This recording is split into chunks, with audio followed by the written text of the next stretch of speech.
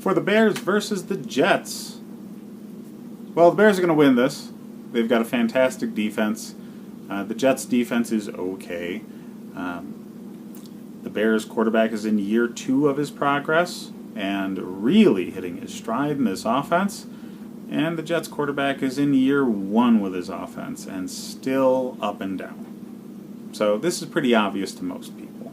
If you're not starting the Bears' defense every single week, you don't watch enough football.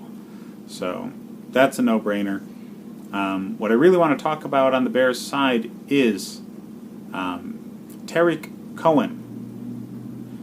In the last few weeks, when the Bears have really hit their stride offensively, Tarik Cohen has emerged as the number 2 target in the receiving game. In fact, he's only 1 reception away from the lead in Gabriel.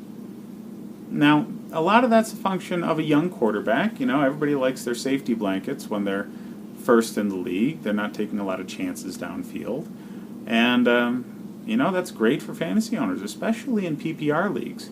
So even though Howard is very obviously the lead back in this offense, he's not as much of a big play threat, and he's not as much a receiving threat. So if you're in a PPR league, the running back to own here is actually Tarik Cohen. Now, in a standard scoring league, it's closer to even with Howard getting the edge, but it's barely. Cohen's coming into his own. He's available in a lot of leagues still. So, if he's not snapped up in your league, pick him up. He's going to be great in the stretch run. Now, Gabriel's the only receiver worth talking about with the Bears. That's not saying a lot. He's still only got 30 receptions, which for a number 1 wideout is pretty low. But he's also the only receiver worth talking about in the Bears offense. So he's going to be a weekly wide receiver 3 to 2 option. And that offense is only getting better right now. Mitch Trubisky is really figuring it out. Trubisky is still more of a QB2 until he gets another week or 2 under his belt of solid play. I will say, though, right now he's very available. And for late in the season, it's more matchup-oriented, what you're doing in the playoffs. So if you're thinking your backup quarterback is going to be not so great, or if you're thinking your starting quarterback has really bad matchups towards the end of the season for the playoffs, pick up Trubisky now. He's available in a lot of leagues, most leagues in fact, and he's got some more favorable matchups later in the season, and he seems to be progressing really well with this offense. Now, on the Jets side of things, their running game is definitely the focal point. And the problem here for fantasy owners is both running backs are used equally. Almost exactly. They're only 1 carry away from one another.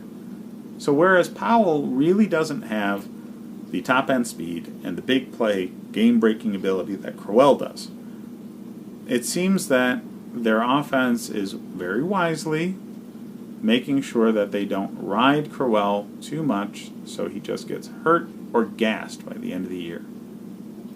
Now, that's not the greatest news for fantasy owners, but it does mean that you have Powell as an option week to week to fill in an emergency situation. He's not the running back to own. Crowell is the running back to own in this offense.